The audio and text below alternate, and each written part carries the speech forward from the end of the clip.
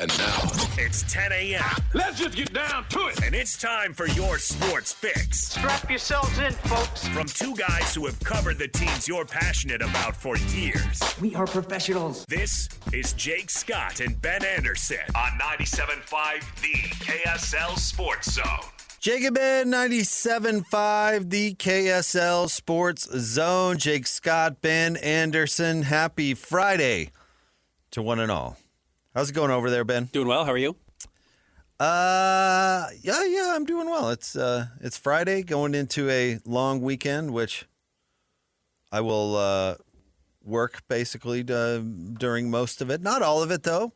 Some fun early games. I love the 3 o'clock tip. I wish I've said this forever, but the afternoon Saturday or Sunday, now that they're playing Sunday home games, either way, the afternoon game is ideal. Primo. I think it's great for everybody. It's great for families.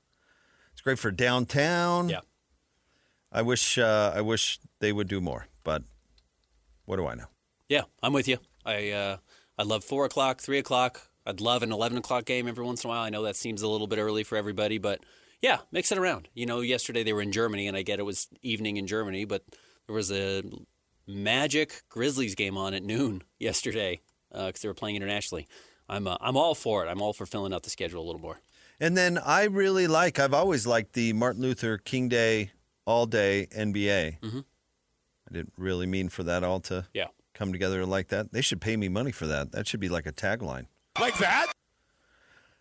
Anyway, I've always thought that was cool, and the Jazz have participated a few times. Mm-hmm. I remember a fun one back in the day against Gilbert Arenas. And he went off for 50. The Washington Wizards, yeah. So cool they're doing that. Do you like the play the same team twice in a row? Not particularly, but if they feel like it's better for reducing travel and it allows you to get more bodies on the floor, which ironically, these are two of the games that are going to have the fewest bodies on the floor from either the Mavericks or the Jazz. Sure, I like the idea of it. So if traveling's that hard, you know, there's a lot of guys with Texas ties in the NBA. Will Hardy, certainly Keontae George. I'm sure they'll enjoy their time down there. So from a us standpoint, pre-half and post radio bozo standpoint, I hate it. I hate it that we have talked about the Mavericks again on Saturday. But I was thinking about this. It's a really easy thing you can do for the players and staff that have to do all said traveling and all that. Like, yeah, I may not love it. The fans may not be in love with it per se either. But to get 2 games out of the way, not have to go out of your hotel or get on a plane and have an entire day off. I'd be surprised if the Jazz practiced, but you could practice or just, give everybody a recoup day or whatever. Like, I think it's a really easy way to do something, a solid for the players. And I should just shut up about my belly aching because, we talk about, ways to lighten the load or all this stuff. Like, this seems like a simple one that actually makes a difference. Yeah, and you do it, 3 times a year maybe? They don't do it a whole lot, but they do it, a few times a year. I know the players really like it, not just for the travel issue, but again, we ask players every year, hey, what's your favorite city? What's your favorite stop? It's like, I never see the city. I don't know. I can tell you an arena, I can tell you a hotel, but I really don't get to spend time in a city hardly ever. And now, they play last night, game ends, 10:30. They can go out after that if they want to. They may practice today. It depends on where all the guys are going. And then, you have tonight to actually spend the night in Dallas, and I'm sure they love that opportunity. And those are actually pretty good bonding experiences. You can get together as a team and go out to dinner, and somebody knows the area very well because they played there or they grew up there or have family there. So I know those are opportunities they really like to take advantage of. Plus, it's just the league. Everyone is so friendly. I'm sure Kevin Love and Klay Thompson are hanging out. They know each other. They've been around for so long. They all go out together or they catch up with each other. So I'm sure that's a nice aspect of it. Yeah, I don't want to know what they do with their personal time. Keontae George is having his high school jersey retired today. Those types of opportunities present themselves. Can't imagine what they'd get up to in Dallas on a night off, which was last night, by the way. It's not tonight because they've got an early game. That's true. And they took last night off. So tonight you can't go hard. You can't go crazy. Last night, you're right. I don't want to know. Sure. David Locke told us he was going to do an Asian food tour of Dallas, basically. He told us, I had no idea, that Dallas was some sort of hub for different types of Asian food. I'm sure it's a major city, and, we have good Asian food now in Salt Lake. You can get good Asian food in Ogden if you want to. Like, there's a lot of options there. But it certainly seems like, no, you would go... When I think of Dallas, I don't think of, like, pho. No, you think of either Tex-Mex or, Southwest or whatever you're looking for. Uh-huh. Yeah, you can probably get really good barbecue. Talk to Locke about it. He'll fine. be very thorough I get it, David, with you, but yeah. He's got his Asian ties that he's always looking for. So and he's a very eclectic eater. Mm-hmm. Well, you think of like questions like of the people in my life who would have done what? Of the people in my life who would have eaten at the French Laundry, it's David. Don't slight our guy JP either.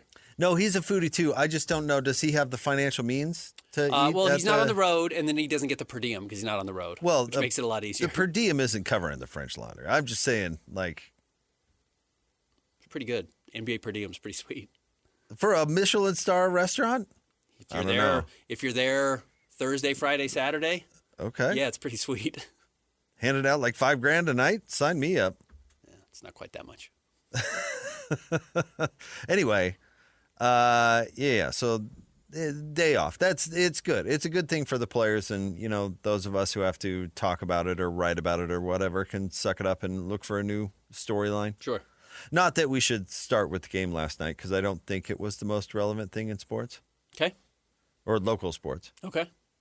We got to start with Mark Harlan going scorched earth on Salesi Moa, right? Taken to the snap talk and shooting this gem out. Last night at 8:30. Absolutely stolen from us. We were excited about being in the Big 12, but now we're not. Tonight, I am not. Happy about having Salesi Moa, but tonight I am not.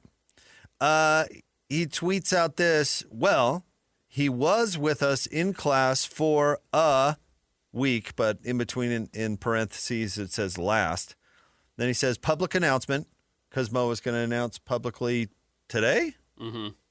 Says public announcement, seen it all now, parentheses, probably not. I'm trying to pull this up. Twitter is actually just having issues right now. He didn't delete all of his tweets, did he? I don't think so. I got it in front of me if you want. Okay. No, and I screenshotted it because it was particularly bizarre. Just to make sure that lasted forever. No, my Twitter just isn't working on my computer extraordinarily well. No, it's weird. There's just kind of a general rule. You have it. I have it. When in doubt, don't tweet. The last thing you need to do, if you have to give a tweet a second thought in the slightest, don't hit send.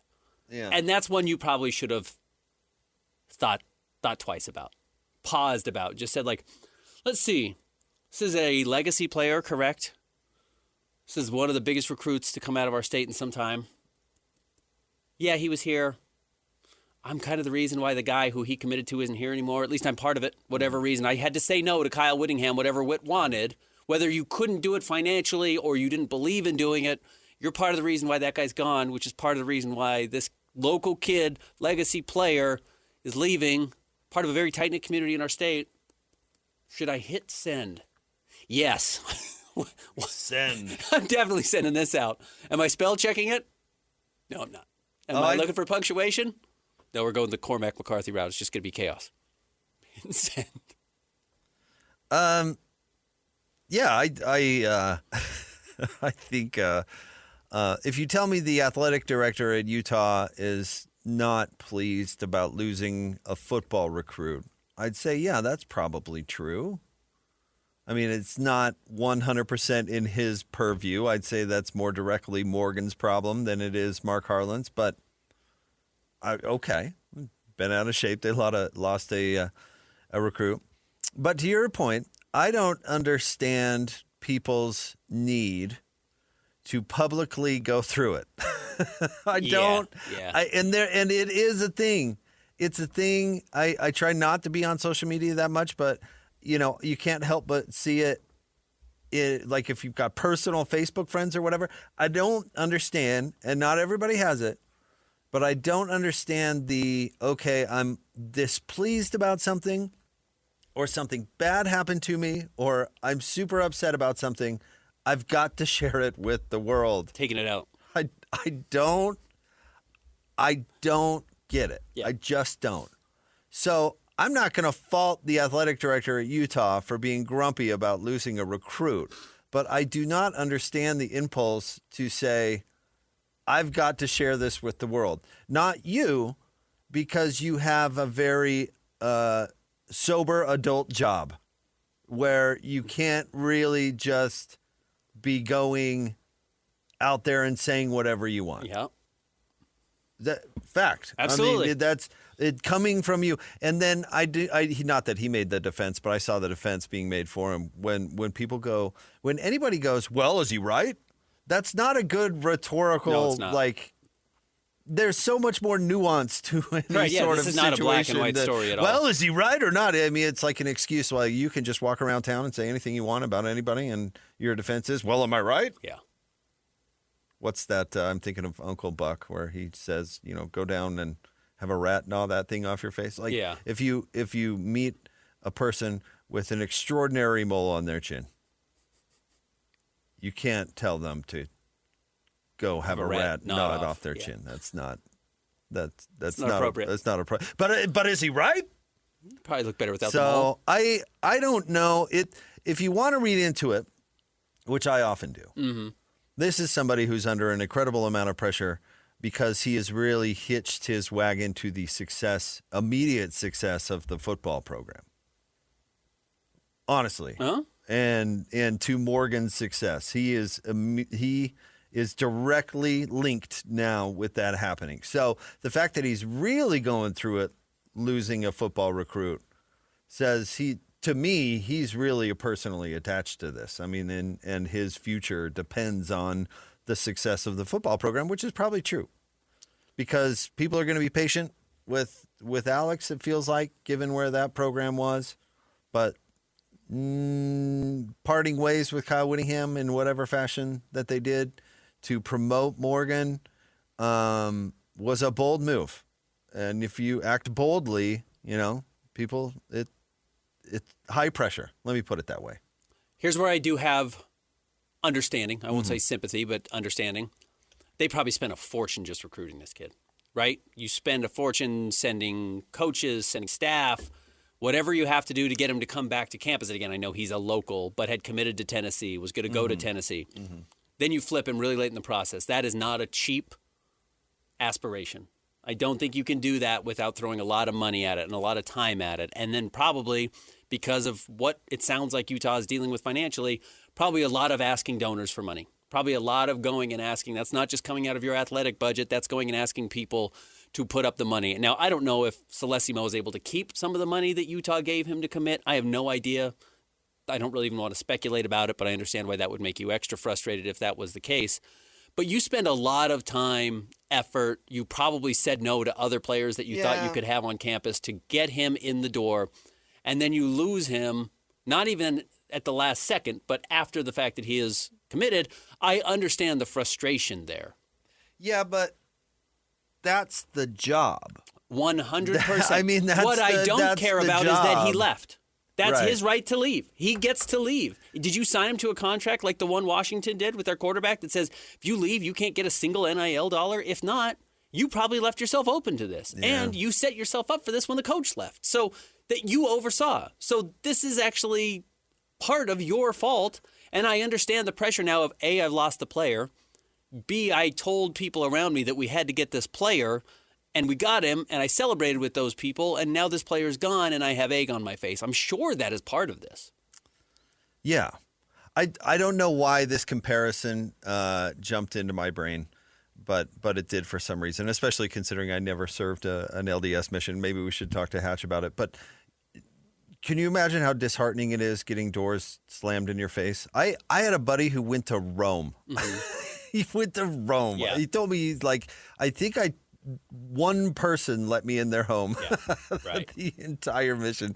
I mean, it's got to be just horribly defeating to, be like, talk to a missionary who's like, I walked a mile to that house? Yeah. It was Right. raining outside, right? Right. I hoofed it. I saw him. I've got a hole in he my shoe. just ducked off his couch. I could see he was in the front room and he wouldn't open the door. I've got a hole in my shoe. Yeah. Mm-hmm. So the response probably would be like, "Oh, I'm pretty defeated. Yeah. I'm a little bummed. That guy wasn't very nice. Yeah. Like that doesn't make me super excited."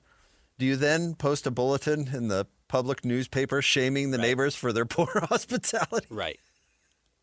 No, because you move on and you do the job. The job is rejection for Correct. mission. The job is when people say no, thank you. You say all right. And you move on to the next house, right? I mean, again, I probably shouldn't bring up something. I never had that experience, but like you lost a recruit. For one, it's not even really your job. That's Morgan's job. Mm-hmm.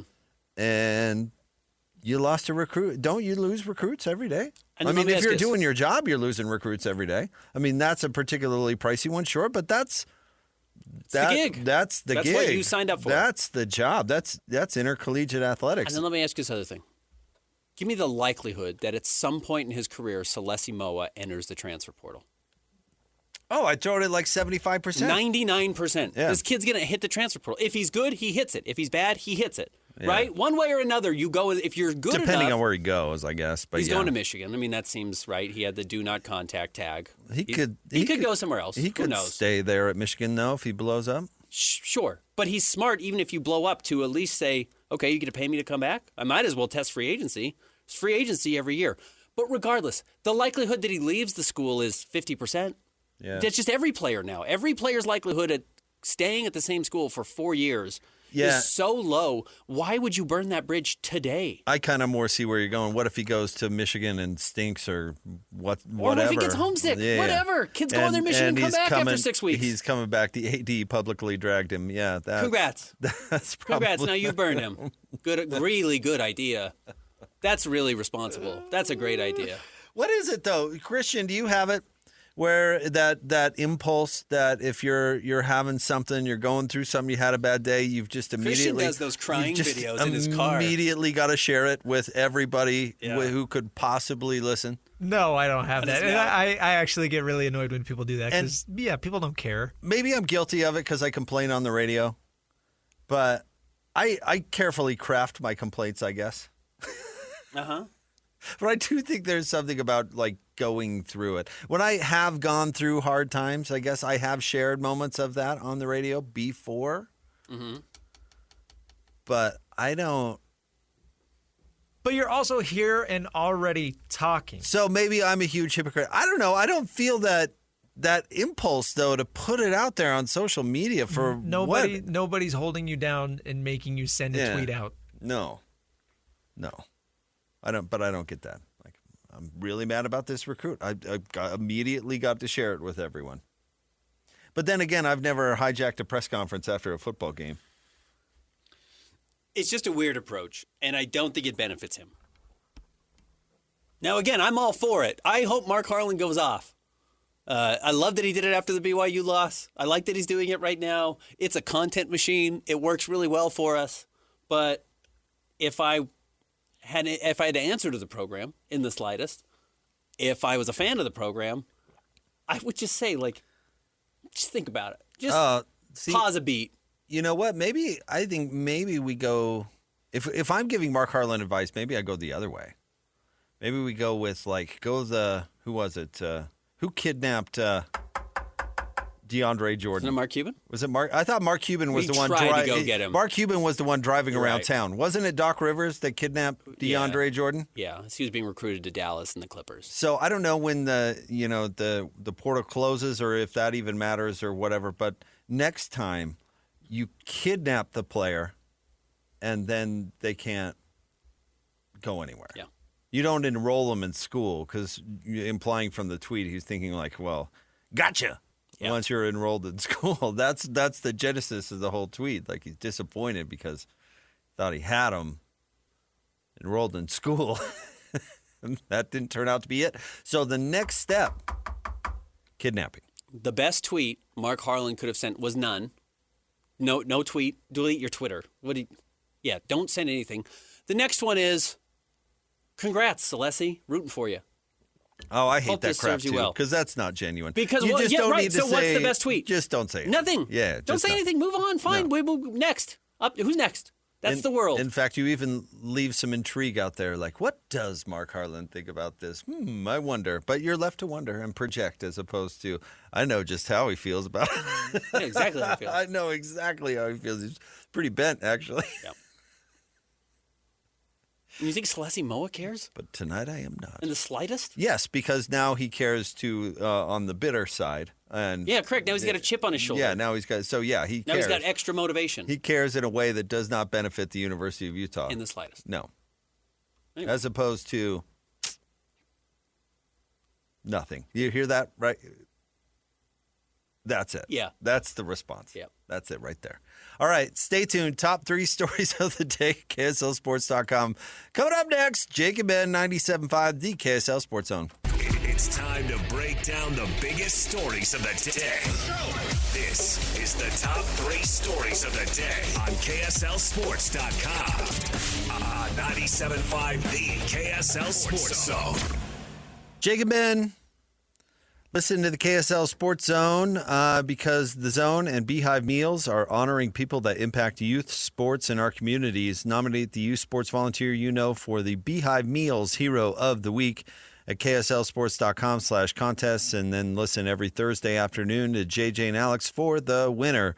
It's Beehive Meals Hero of the Week.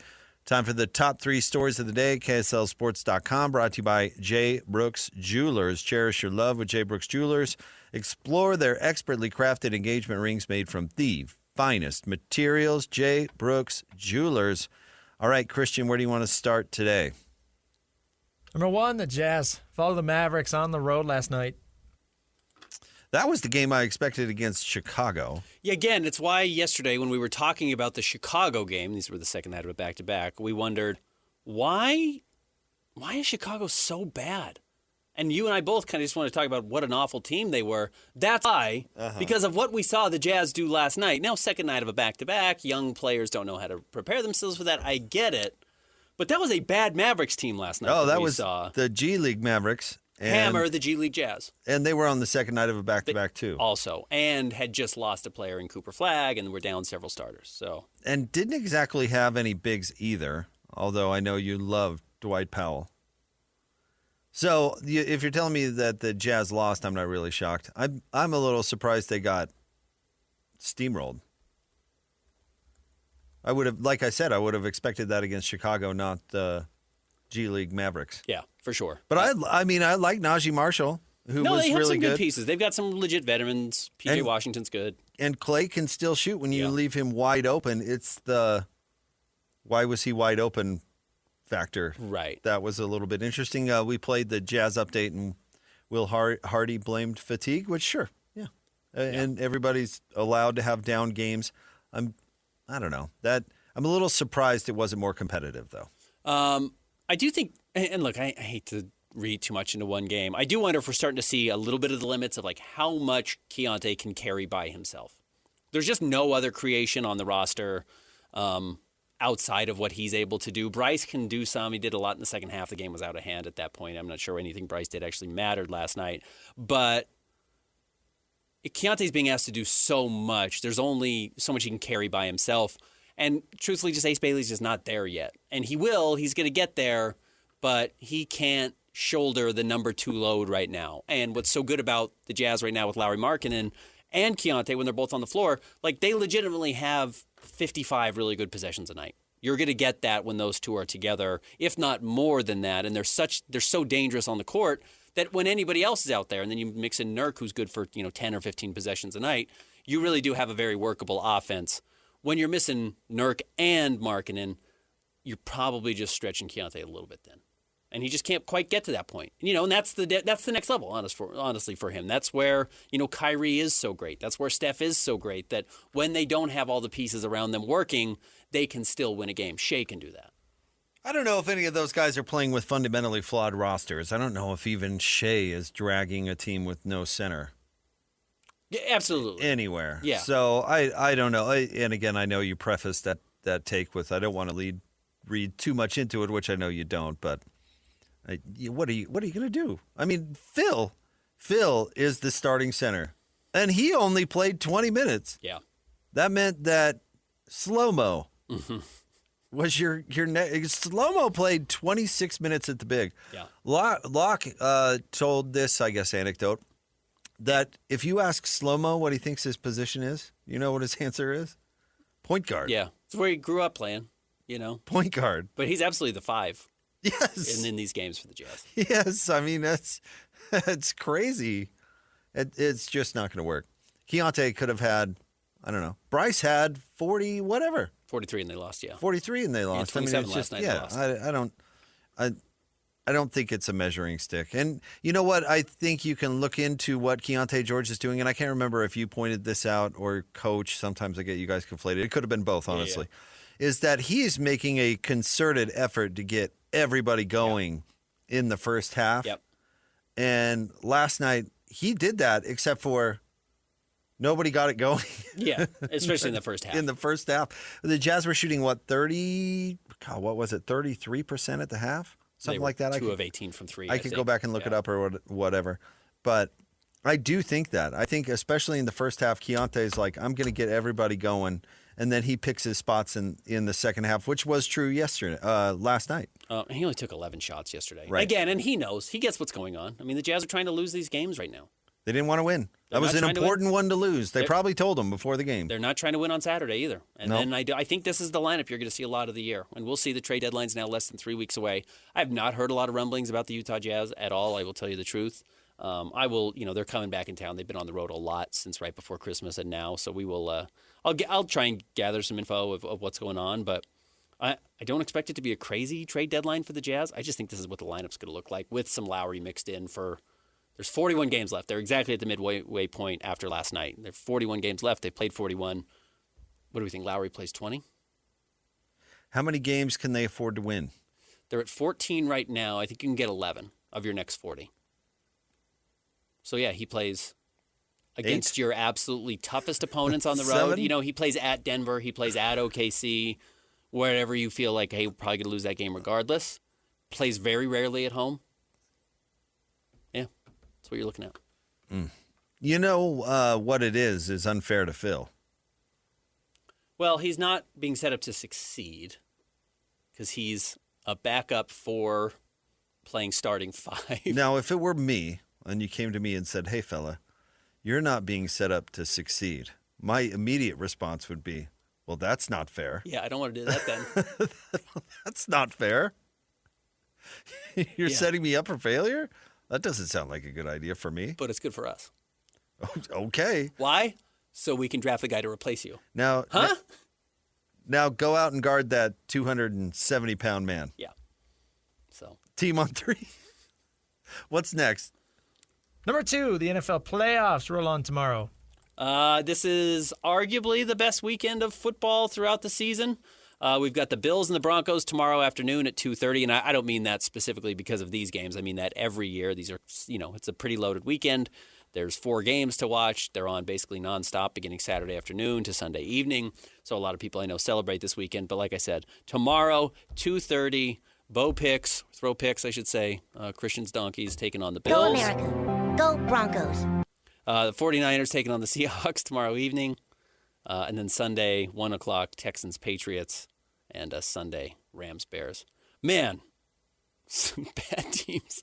Some bad names historically sprinkled in here. Not just bad names, but horribly flawed teams.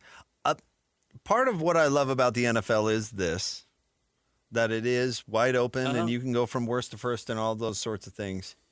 And dynasties, if the Chiefs and Patriots have proven, are indeed possible, where you can rattle off a few. Are any of these teams good? This is a year everybody's going to look back a la the Utah Jazz in 1999 or 1995 and 1994, 1995 and be like, how did you not win a title that year? Like, Jordan was out of the league in 94, 95. Jordan was out of the league in 99. You had the team that had been to back-to-back finals, and you didn't capitalize on that opportunity. The Spurs, I think, win in 99.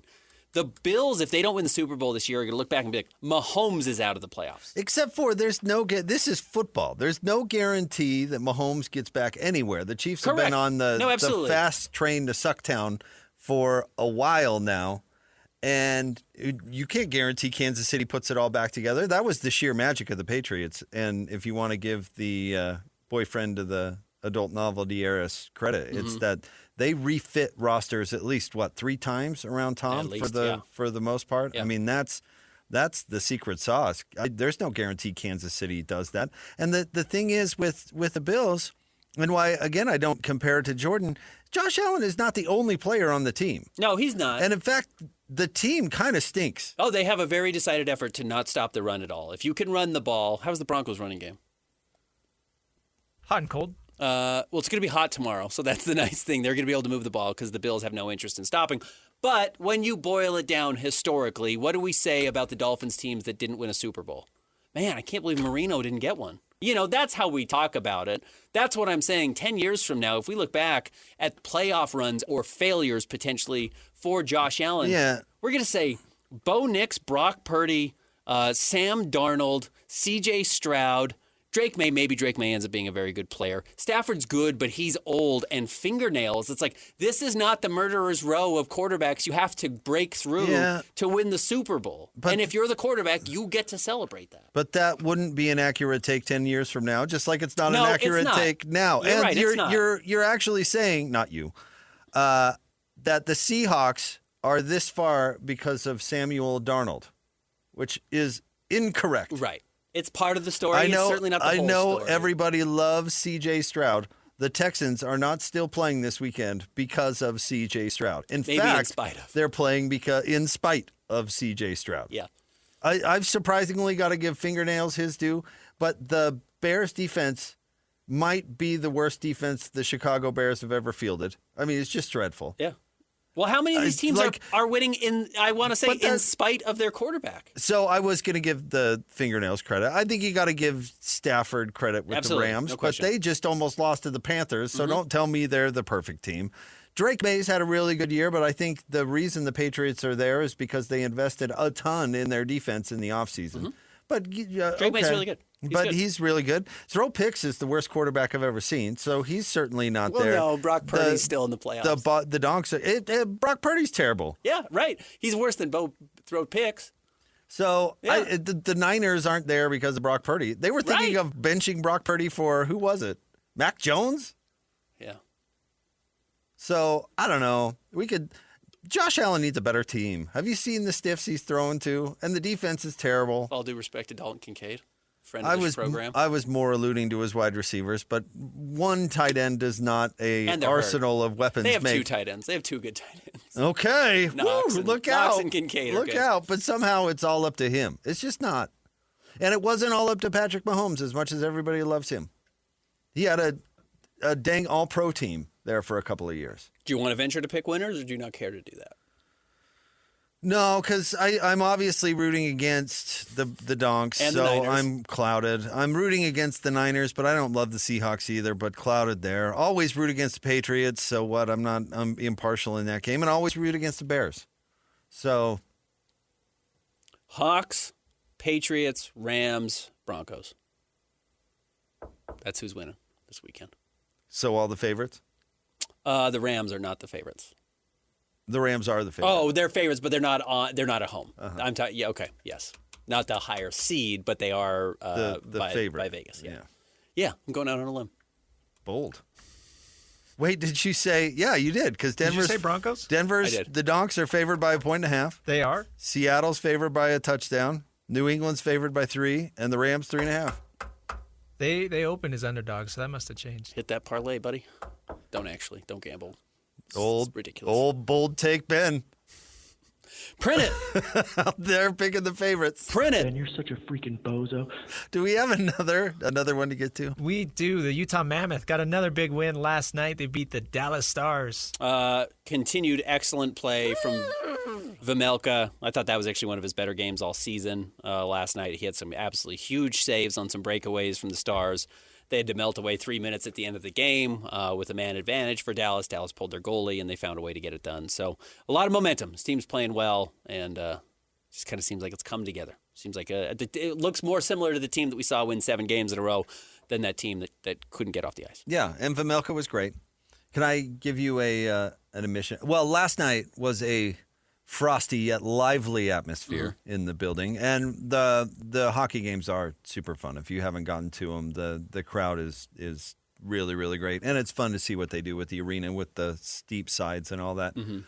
But we were rooting so hard for Dallas to get the equalizer in the last couple of minutes because the post-game show and the hockey game ended almost at the exact same time.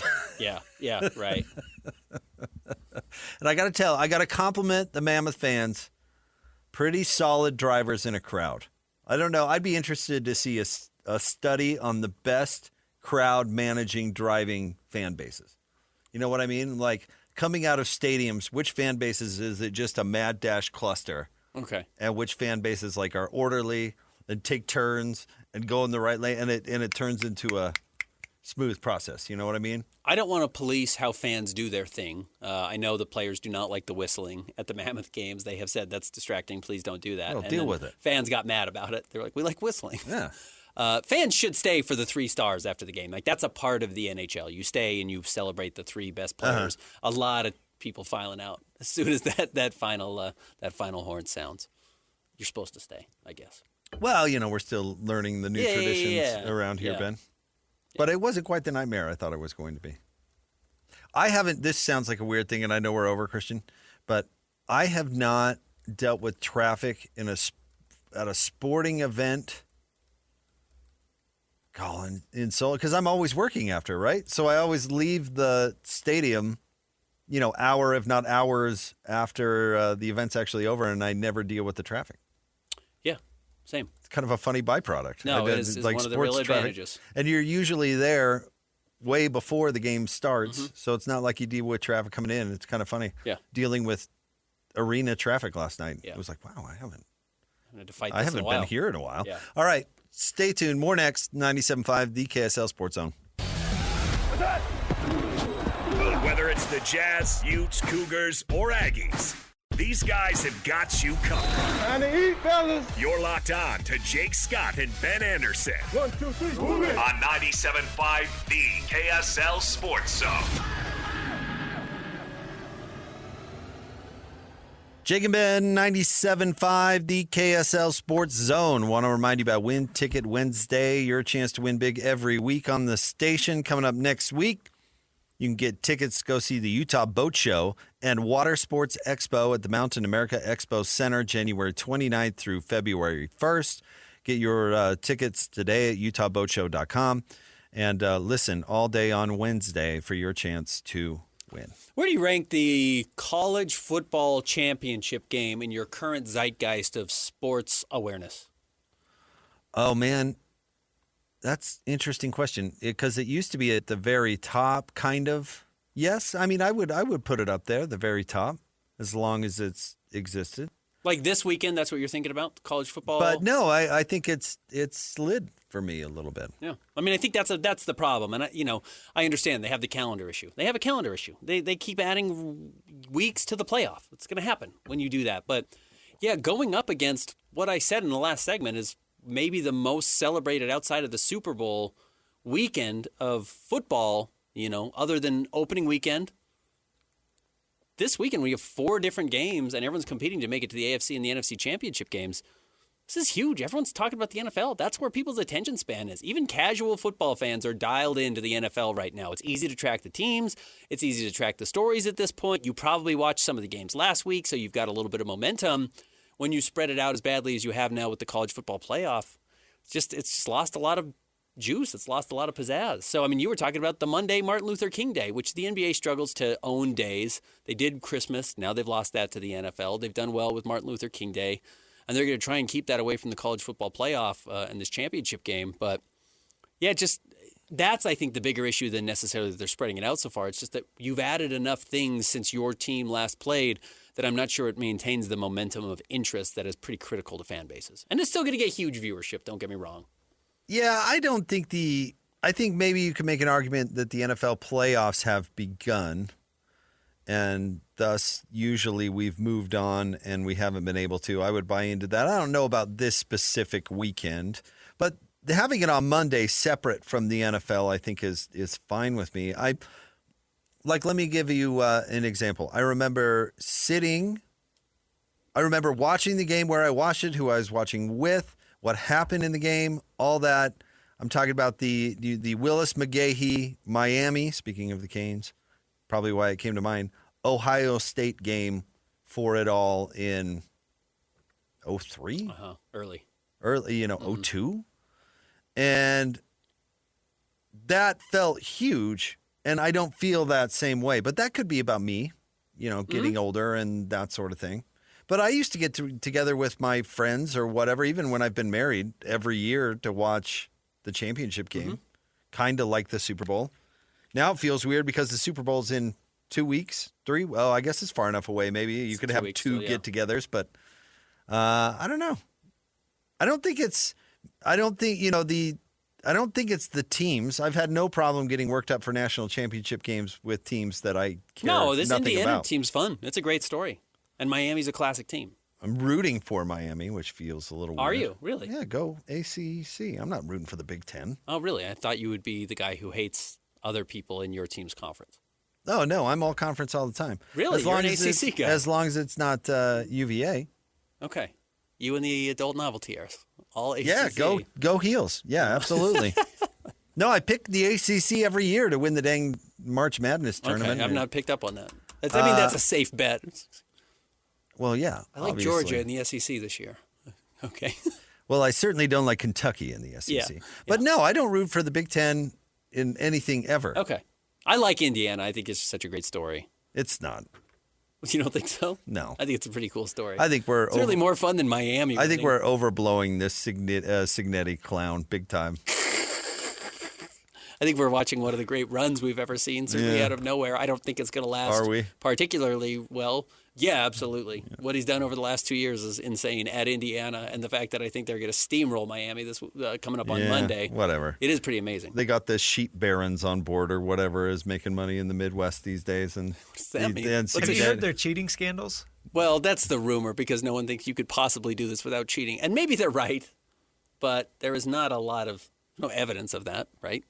Conspiracy theories. What did you say? Sheeting what? Sheep barons. Sheep barons. I thought you said sheet barons, like Sheep. SHEET. No, like ba.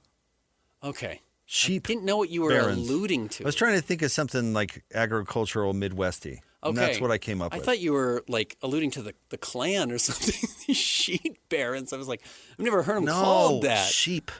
Yeah, I know the Midwest has been rough historically. No, that's where your mind went. Well, I thought that's what you said. I sheep said. barons. That's not what I said.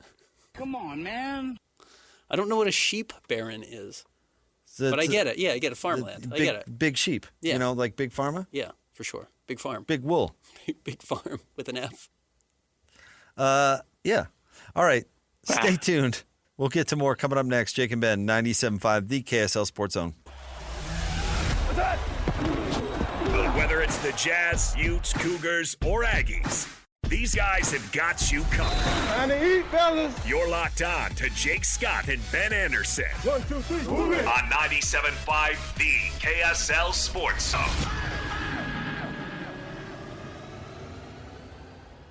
Jake and Ben, 97.5, the KSL Sports Zone. Join Hans and Scotty from noon to 3 at Tim Dowley Nissan in Sandy. That's today, 10785 South Auto Mall Drive. Go say hi to those characters, Hans and Scotty. Say hello. What do you expect from Saturday's Jazz game, Ben? I think we're going to see more bodies. Maybe that's insane. Maybe the Jazz are just saying this is who we're going to be. My team's on the floor, a la Hoosiers, and that's the route they're going to take. And look, if that's what you're convinced you want to do, that's fine. I don't have a problem with that if you think that this is what's going to be best for your program. I think you're going to see a lot of losses. I suspect they play better, though. I mean, that was a particularly bad performance. Now, there's also a chance Cooper Flagg is back. We have not seen. It was a pretty bad ankle roll. Well, he actually rolled his ankle twice in the same game on Wednesday night. Not a chance. He's back. But yeah, Dallas is going in try not to win mode. I think they are probably also not all that interested in winning. I think they were trying to lose to the Jazz last night. Clay went off. Makes No, it very difficult. and they played well in the second quarter and put some distance. And Yeah. at one point in the third quarter, I mean, it just wasn't going to be an L and whatever. But I don't think they fielded that roster thinking that they were going to automatically win. I mean, they didn't even start Clay. He only played 23 minutes. No, the Mavericks with that roster shouldn't assume they're going to beat anybody. Right. So no, I don't think that's crazy to say at all. But no, and maybe this is just the roster we see for the Jazz. I mean, maybe we have seen basically the end of both Kevin Love and Yusuf Nurkic playing in a Jazz uniform. It's very possible the Jazz could just sit until the trade deadline and say, hey, we're not going to risk you getting hurt. We think there's some value to trade you if we can. We'd love to. Maybe we'll take some money back for Nurk's contract, and help somebody get underneath the salary cap. There are teams that still want to cut money that aren't particularly good or are good and still want to save some dollars. And Nurk is a legit rotation player. I don't know if you can play him in the playoffs, but he is a legit regular season minutes eater. So there are some teams that could probably justify that. Maybe the Jazz don't want to, A, risk winning games, most importantly, but B, set themselves up to lose a trade asset.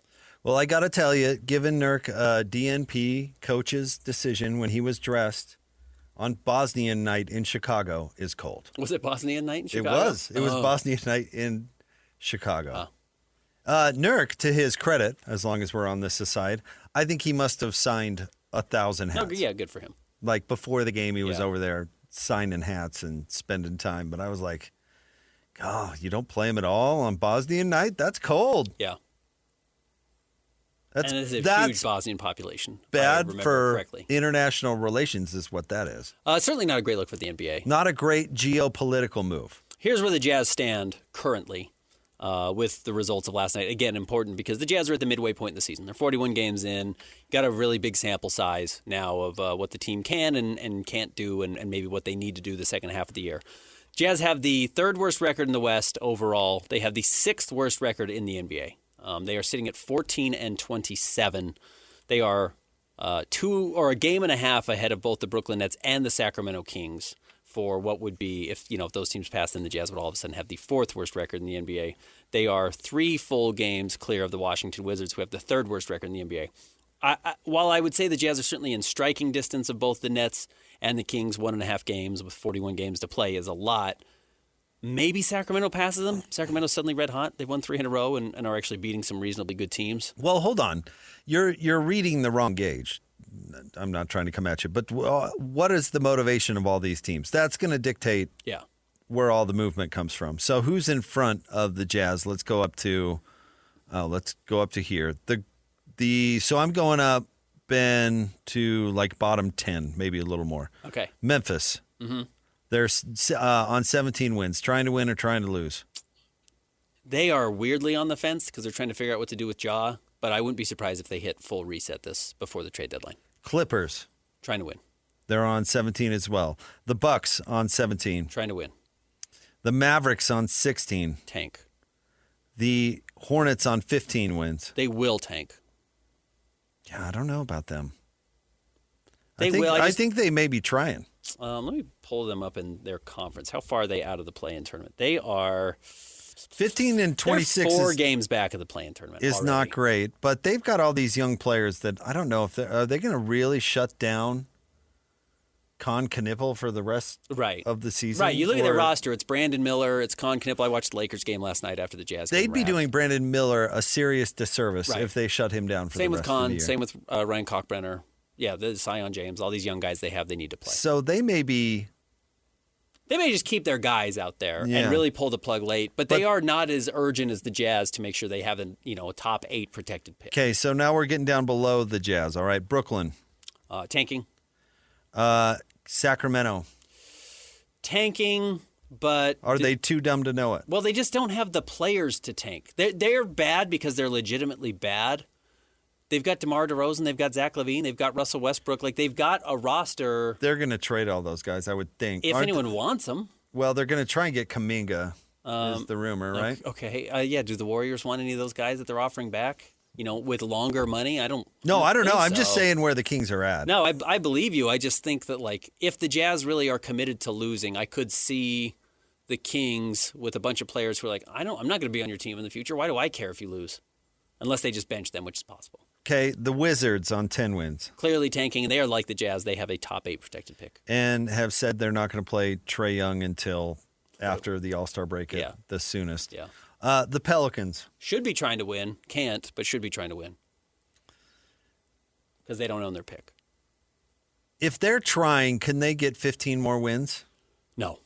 They're truly that bad. Because now Zion's healthy. But they shouldn't be that bad. That's why I No, wonder. they really should not be, but they are a bit And of a then disaster. Indiana, we know the story there. They're not trying at all. Yeah. So, I don't know. Can you try hard that much less than Brooklyn? Sounds like such a silly discussion. Yeah.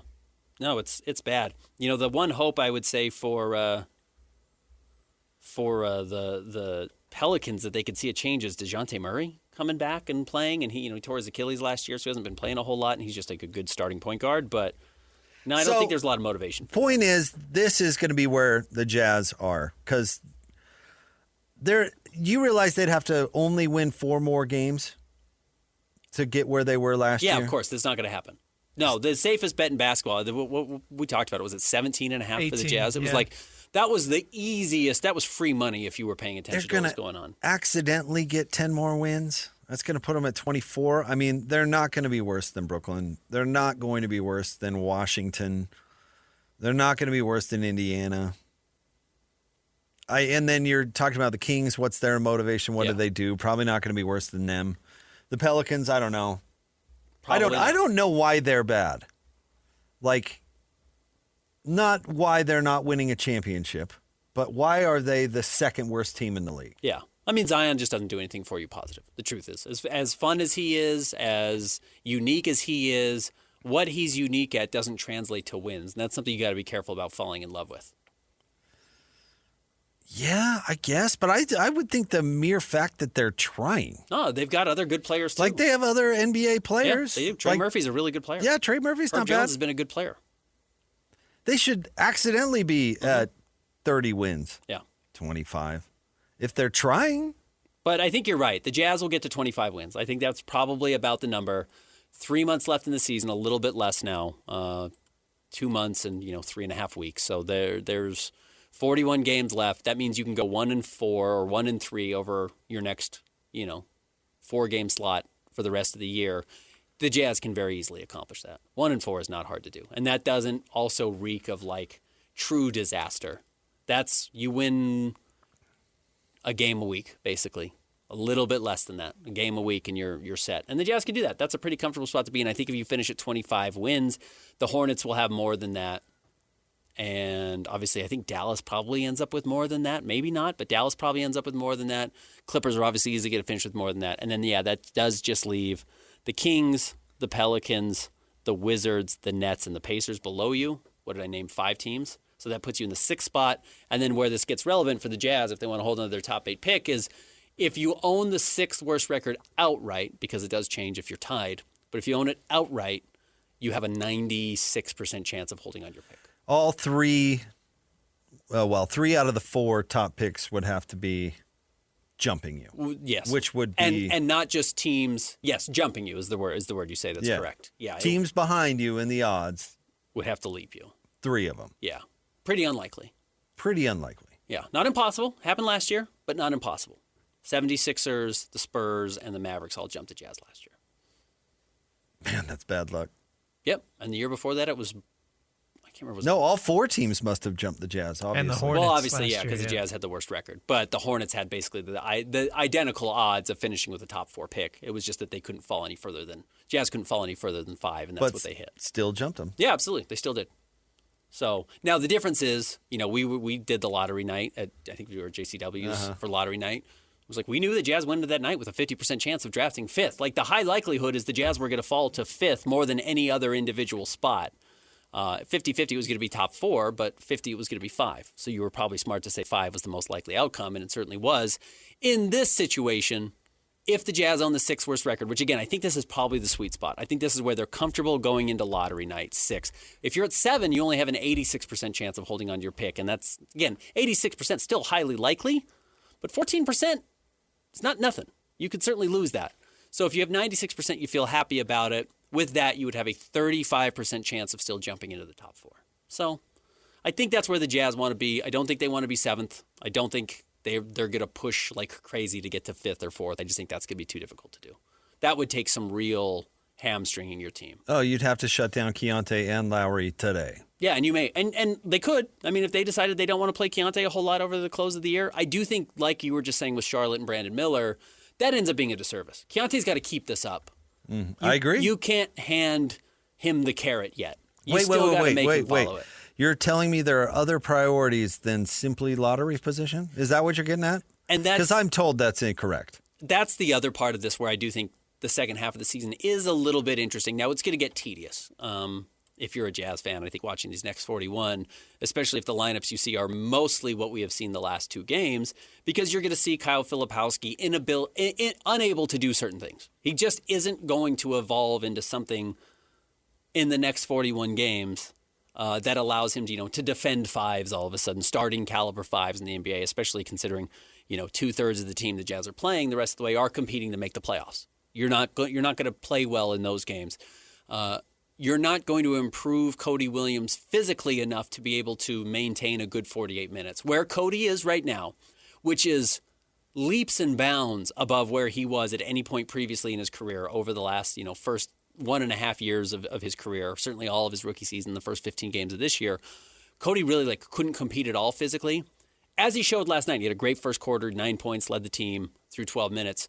Cody probably has the physical tools, energy, etc., to have a really good stint on the floor, to have a good quarter. He's not ready to have a good half. I don't know if he's certainly not ready to have a good game. He's probably ready to have a good stint or a good quarter, but it's not going to be more than that. So there's going to be ugly games. The second half was pretty ugly last night. Ace isn't quite there yet either. He has some crazy moments, not quite like play to play, playing super well. Bryce is going to turn it on and blowouts like he did last night in the second half. Which one of those guys, Taylor Hendricks basically can't do anything right now. He's just still trying to find his feet. Which one of those guys can do something to make you think they're a part of the Lowry, Keontae George, and I'll throw Ace in this contingent of that's the foundation. Well, can any of those other guys do it? That's what the next 41 games are about. Well, it better not be too good or you're not going to play. I don't. So can you go out there and kind of look good, but actually suck it up? Here's the problem. What did Cody Williams show last year? This is the ultimate point. I mean, what did it do for him? Yeah, right. Probably nothing. Yeah, probably nothing. In fact, it probably worked against him. Yeah, very well may have. So I don't know. Go out. It's the problem with this whole philosophy. How do you honestly, do discipline and things like that when you're rewarding bad play and punishing good play? I mean, Will earlier in the year was like, you're going to do this and this and this, or you're not going to play. Mm-hmm. And it's like, well, if you're trying to lose, and then you got to walk it back. Yeah, it's brutal. It is. It's not a fun spot to be in. Again, ideally, this is the last year the Jazz do it. Sorry. As someone who covers the team, I hope it's the last time they ever do it. It's not fun to cover particularly. But you get what I'm saying? Keontae should go out. What he needs to do for himself and his career and for the franchise is prove that he's what's he sitting at now, average-wise, Ben? 23 points, yeah. 23 and 7? Yeah. He needs to go do that every night. That's what the doctor ordered for him and his career. If he does that, he's going to help him win, and they're just going to shut him down. Yeah. Yeah. If they're winning too many games, he's not going to play the last 20 games of the season. And he may not already. I haven't been told that. That's pure speculation on my part. But yeah, if the goal is to lose every game over the last 20, if they are sitting at 23 wins with 20 games left in the season, and they're saying we got to go 1-10 in each of these next 2 stretches, or 1-9 in these next 2 10-game stretches, Keontae is not going to be on the floor. Unless he's playing center. Right. Hey, get out there and play the big. We're inverting the roster. And we don't want you to dribble on offense either. We're going to have you work on the post. Yeah. See your post game. So, and then they'll get their pick. I think the Jazz are going to get their pick. Clearly, they are signaling that's all their intention is, holding on to this pick. They're going to let these other guys try to develop and hope there's something good there that they can take from it. I think it's a shot in the dark. And not because of the quality of player, but because, like you said, the context doesn't necessarily lend itself to great development other than it's just raw minutes on the court. But you can go play in the G League and get a lot of minutes on the court and play well and get some momentum. Then this offseason, you have to get it in gear. You can't do this again next year. Truthfully, I just don't think you can do it next year. I don't think they have the patience for it. You would hope they don't have the patience for it. They didn't have the patience to repeat what they did last season this year. And they won't. I don't think have the patience next year to do what they've done this season.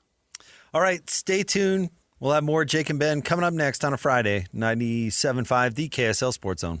Who's got it better than us? Your home for the best sports coverage in Utah. You're listening to Jake Scott and Ben Anderson on 97.5, the KSL Sports Zone. Jake and Ben, 97.5, the KSL Sports Zone. Jake Scott, Ben Anderson. I just saw this. Ben, we don't have to dwell on this, but have you ever been in the room or whatever in close proximity to something that you didn't have anything to do with, but it made you feel incredibly awkward? I don't know if it's like another couple was fighting when you were on a double date or something like that, where you're just like, oh. We went to an Italian place. I think it was last summer. It's a funny little Italian place. It's like in a strip mall, but it's like a fancy restaurant. People could probably put it together. But we were sitting out front, and this couple next to us, we were just kind of eavesdropping, and we heard the woman say, what did she say? Something like, I can't imagine this is the life I signed up for. And I just, it was Valentine's Day. Wow. That's it's like rough. a weirdly warm day. I was just like, oh. Christian, you ever? She said something, I never would have signed up for this life. I was like, oh, you're talking to a human being here. Yeah, I was leaving the store just like last week, I think, and the couple walking behind me in the parking lot, the guy was like chewing her out for something, but he was like yelling at her, and she was clearly upset. I felt bad. Do you feel like you've ever been that couple? I try not to be. I don't think so. You guys ever fought publicly? Not that bad. No Jake's airport story? Oh, yeah. I've been that person for sure. Oh, there were all sorts of people around me who were probably like, oh, this is so awkward. Exactly. Let's see. Darren Waller is a corner, right? For the Miami. Oh, he's tight end, for the Miami Dolphins. He went on Johnny Manziel's podcast and talked about how he was basically there when Mike McDaniel got fired. He said, quote, I was at the scene of the crime, bro.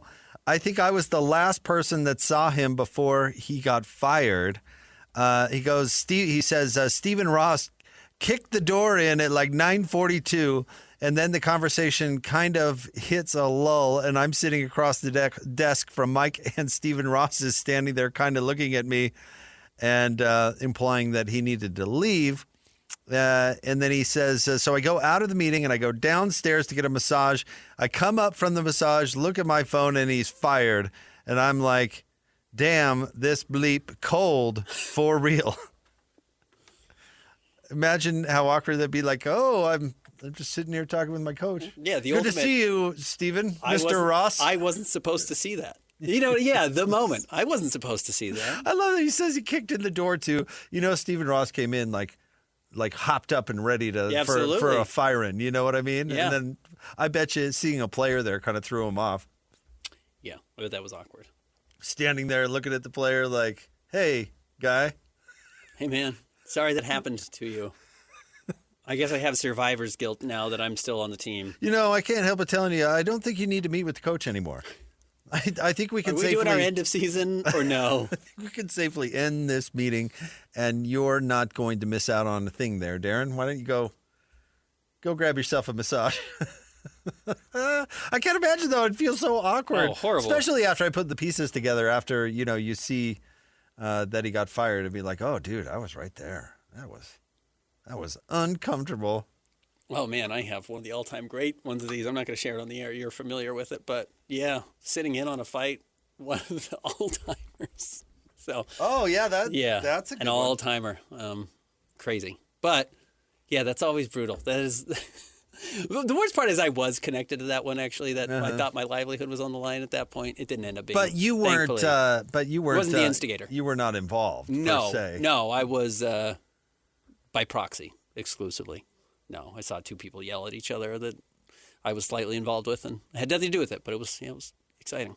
I'm sure you just sat there extraordinarily uncomfortable for a long period of time. That's exactly what we're talking about. 45 minutes, yeah. Yeah. Yeah, it was late at night. Super uncomfortable. Yeah. Well, he's still in the league. I just good for Morty. I just like the visual of the owner kicking in the door, all huffing Darren, and excuse me. Darren. all huffing and puffing, and then just awkward silence for like 30 seconds. Yeah. You Do need you to text? go. What do you do? What's the first text? Who's his best friend on the team? He text his wife? And You say, call your wife and be like, you won't believe what just happened to me. yeah.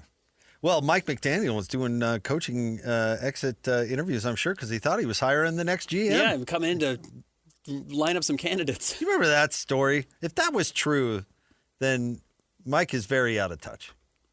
Yeah. That story where, oh, yeah, I'm going to be involved in What's the Dolphins hiring the owner's next name? GM. Ross? Stephen Ross. Stephen yeah. Ross. Did you see he said he got offered $15 million for his stake in the Miami Dolphins and turned it down? I don't know if I believe that either. I don't. I definitely don't. Or $15 billion, not $15 I was million. just saying, Sorry, 15 billion is not that billion. much. Yeah, $15 billion, not million. Billion. Does he own the stadium? That would make sense. If you own the stadium and a bunch of property, like do they have an entire block of downtown? I could get that. I would believe there's a standing huge offer, Yeah. but I don't know, 15 bill. What did the Yes, he does own Hard Rock Stadium. So if he was selling everything, maybe that's actually a more believable number. He should. He's obviously running that franchise like a giant bozo, because there is no excuse to have any crappy team in Miami ever. And what is he, 85? He's pretty old, right? He's up there. I mean, there's no way that there aren't players begging to play in Miami. Mm-hmm. In all sports. Yeah, that's a potential sleeping giant. The weather's good, the no state taxes thing, parties. there's no excuse for Miami to be bad ever at any sport. Nope. And look at the Marlins, they're run like drunken idiots. The Dolphins are terrible. Look at the Heat, who should be, by the way, in last place in the pecking order, but they're run by a semi-competent person and have had success. And all of a sudden, they're the gold standard of the Miami franchise, which is ludicrous. You do or wonder Miami if it's City. a little bit too much of a good thing. Because it's funny, I talk to Jazz people. I've talked to people in the Jazz front office, and they talk about, signing players, recruiting players, and the difficulties of Utah. And it's a thing. They always bring up Miami first. They don't bring up New York City. They don't bring up Los Angeles. They bring up Miami first, without fail. It's always the first name that's brought up. How are we supposed to sell this against Miami? It's not that they don't love to sell Utah and don't love living here. Of course they do, but they recognize that's an uphill battle for a guy who's never been here in his life, other than staying at the Grand America when he's come through on a hotel stay. Like, yeah, everyone spends their summers in Miami. You're familiar with the territory. You know the area. You want to move there during the regular season because you've had a good time there already. You don't know what it's like to do that in Utah. So I get why that's a thing, and you're right. The fact that they've never been able to put it together is wild. And the Dolphins would really benefit from a new owner. In fact, have you ever seen the Book of Mormon? I think you have, haven't you? There's a whole song where the missionary is dreaming about going to Miami for his mission. It's like you just spent a couple minutes selling on why people want to go to Miami, and it's so funny. It's like, well, yeah, it's the beach and it's warm. Yeah. And there's an upbeat lifestyle for young people.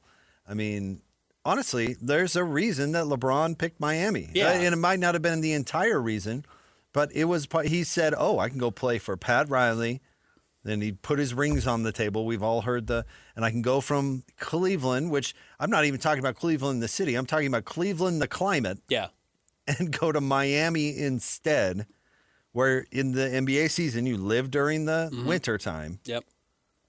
It's not a hard sell. No, it's not. And It's then not on a hard top of sell. it has the advantage of being a tax haven. So you pay taxes in every city you play in. It's not just, I play in Miami, I get all 82 game checks. But 41 of your game checks are in Florida plus when you play the Magic. So you Right. get half again more on half of your games. That's a lot of money. That adds up. So, yeah, absolutely. I totally get why people go. It is bizarre that the Dolphins, my entire life, have been a laughingstock. Terrible. Yeah. Just terrible. Gloria Estefan is not getting it done. Forgot. She is stinking it up out there. Yeah, I forgot she was She in and charge. Serena both. I thought more of Serena. Thought she'd be a better owner. Maybe Jeter. You can't get the Marlins. No, he butchered he owned the Marlins and then he sold them. Did he? He was part of that whole pump and dump thing with the Marlins, wasn't he? Where they got the new stadium built and all believe that. and then sayonara. Skipped out of town. Good for him. Put a little money in his pocket on the taxpayer's back. You know what's funny is it's like the exact opposite situation as Salt Lake. Not to get too bogged down on this, but it does matter when you're having these NBA conversations. And maybe today isn't the best day to have it given our current smog problem. But Salt Lake or Utah or whatever is a great place to live that nobody thinks is a great place to live.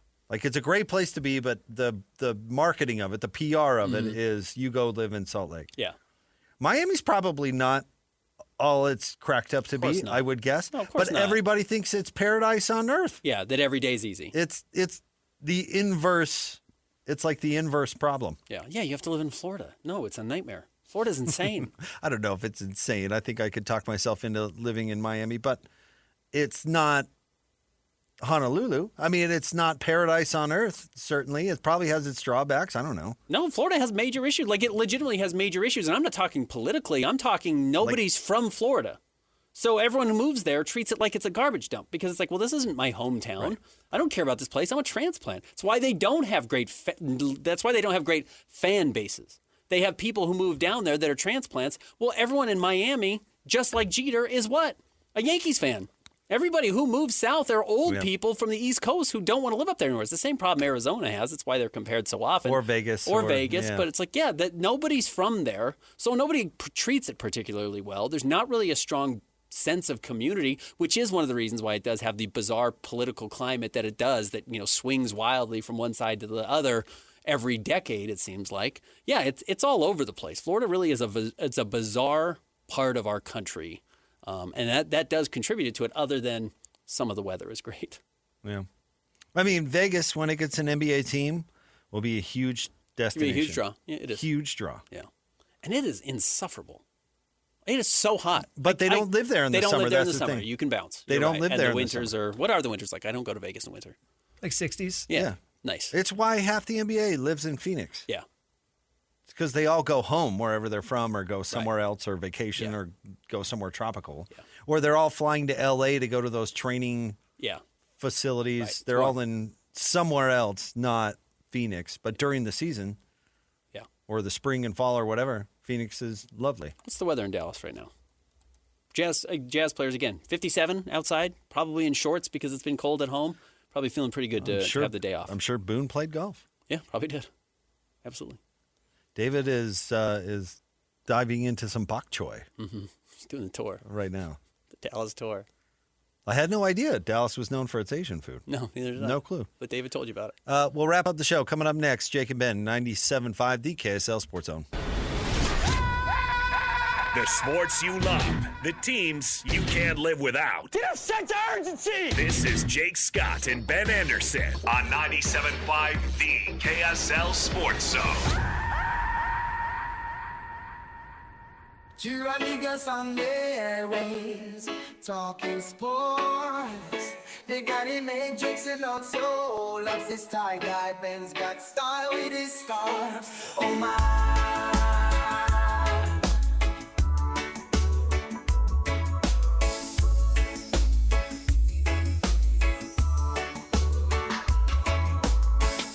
From the islands to the basketball courts,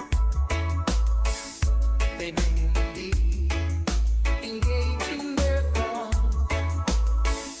Jake's got wisdom beyond his years. Jake and Ben, 97.5, the KSL Sports Zone. We talked about this yesterday, but just shout out to the other radio shows, podcasts. You can't use this music. Correct. It's ours, not yours. I know you want to, but it's off limits. And though Jake wrote this, no royalties. No, this is strictly for the show. It was a gift. Yeah. But nobody else can use it. Correct. Can't happen.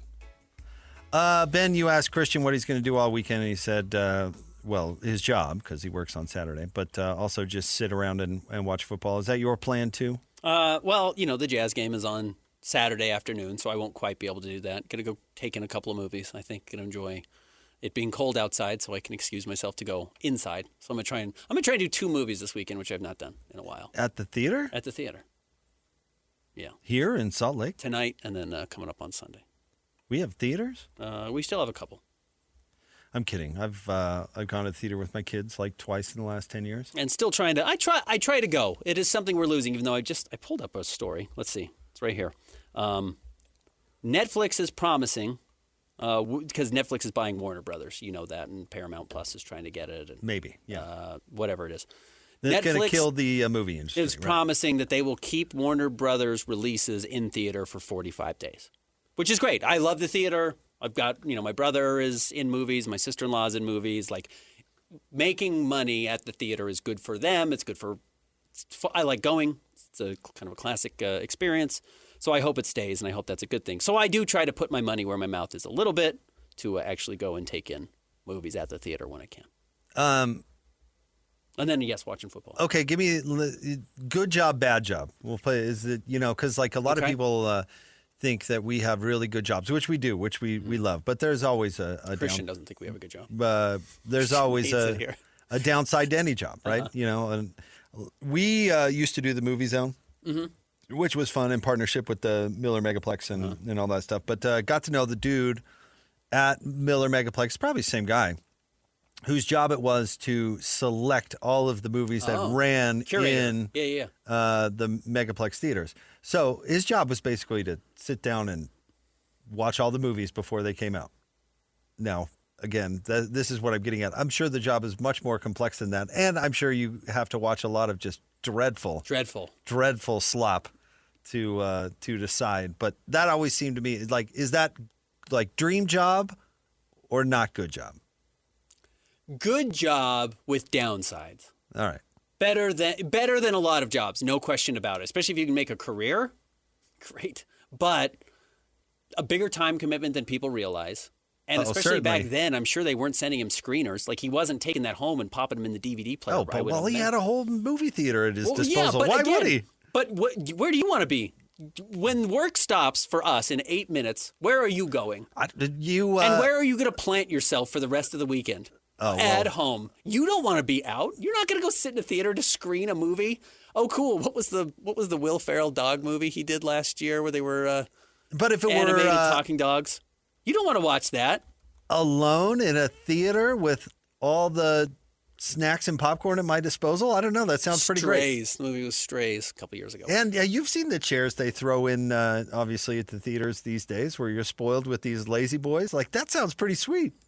That's like saying, wow, you can go to, and I mean this with full respect, you could go to every Salt Lake Bees game. Yeah, I love Bees games. I love going to Bees games. We got to go down to the stadium for our company Christmas party.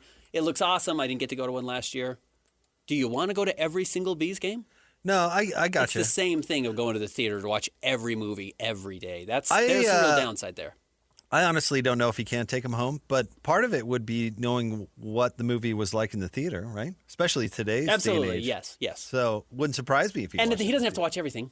Toy Story 5 is coming out this year. Put that in the theaters. That's a safe one. That is a safe one. Dune 3 is coming out this year. Odyssey's coming out this year. Yeah, rack them up. Give me a couple of weekends. Well, around here, Toy Story is definitely a layup. Yeah, for sure. I would imagine there's the Megaplex always releases that stuff where Utah's like the number one in movie ticket sales or whatever for movies. We do it actually fairly often. I don't know if they measure it per capita or whatever, but I know it happens a lot. Guarantee it will for Toy Story. But if you are the curator for the Salt Lake Film Society and you're trying to figure out what to play at the Tower or what you're trying to play at the Broadway, while there is certainly some excitement there, you are trying to sell tickets. And that's the difficult thing is, yeah, you can be as niche as you want. You can't put yourself out of business by picking movies that nobody's going to see. Man, I haven't been to the Tower in a while. I haven't been to the Tower in a long time. I go to Broadway a lot. Something tells me I'd be grumpy about the uncomfortable seats in the Tower. I think they've redone everything. Have they? And I don't know. I haven't been in a while, but I think they for that reason, they've redone a bunch. Dude, go to a few movie theaters with the Lazy Boys and you're never going back. No, correct. What an amazing amenity. Correct. Now I'm like, if I go to a normal theater, it's like, what do you mean that it doesn't automatically put my feet up? Are you serious? What was the big theater on Highland Drive that's now the rug store? Do you know what I'm the talking Villa. about? The Villa. Oh, I love the Villa. The Villa was a crazy, huge screen. Amazing. Right? I bet you that if you were to go back now, you'd be like, this is untenable. I can't sit. I'm supposed to sit here for 2.5 hours to watch an entire movie with a million other people breathing on top of me, and I have to fight for my seat? Like, if I don't get there early enough, I'm not sitting with the person I came with? Listen. A, I would pay a $50 ticket if I could go see a movie at the Villa again. B, you didn't have to fight anybody for it. That was like a 19,000-seat arena. There was so many seats. There was not, you weren't fighting anybody for a seat. Yeah, you're right. They if probably, they sold out the Villa, it was like the biggest movie ever. It was Jurassic Park on opening weekend. Yeah, right. Yeah, you're right. Oh, I missed the Villa so much. Have you been in there? I went shopping for rugs in there once. I have been in. It's I have still not. giant. Yeah, it's enormous. Yeah. Christian movie theaters are a place where people used to go to watch movies communally. Not everything was streaming. What was that terrible Greg Ostertag basketball movie? Eddie. I watched that at the Villa. I think I saw Ghost Dad there. Bill Cosby. Did you? What'd you watch at the Villa, Lloyd? I know you saw a movie at the Villa growing up. There was a Woody Harrelson, Wesley Snipes cop movie about them being subway cops or something. I saw there. Lloyd can't admit that he saw like some rated R movie there. Yeah, right. Snuck in. Money Train is exactly what I'm talking about. I saw that at the Villa. Yes, I did. I think I saw The Amazing Panda Adventure. I remember it was like the first movie I didn't like in my life. I was like 9 years old, and I was like, I don't know if that was for me. I love the Villa. Yeah, Villa was Are you great. serious? I'm with bring you. back the Villa. Hashtag bring back the Villa. We just don't do those super single theaters anymore. Let's find a different spot for the nice Persian rug guy, who's a lovely person. He's done a great job restoring that building. He's probably put several $1 million into that building. And let's bring movies back to the Villa. Yeah. Come on now. Hey, I would sit down for a super theater, but I also like that there's 15 showings of every movie all over the city. I can go whenever I want. All right. Hanson, Scotty G are coming up next. Enjoy the long weekend, everybody. Jake and Ben. Thanks, Christian. 97.5, the KSL Sports Zone.